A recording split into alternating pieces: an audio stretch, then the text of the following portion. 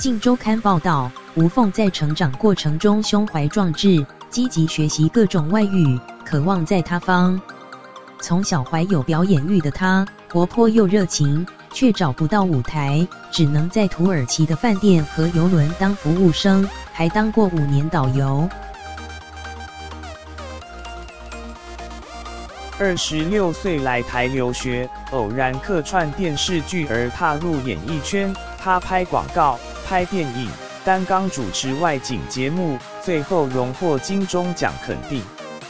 此心安处是吾乡。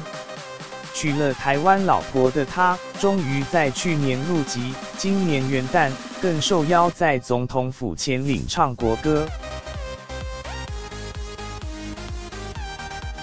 他最钟爱的中文字眼是凤，甚至以此为名，铭记在身份证上。从土耳其远渡重洋到台湾，他自诩是一只火凤凰，在异乡经历重重考验，朝梦想飞翔。延伸阅读。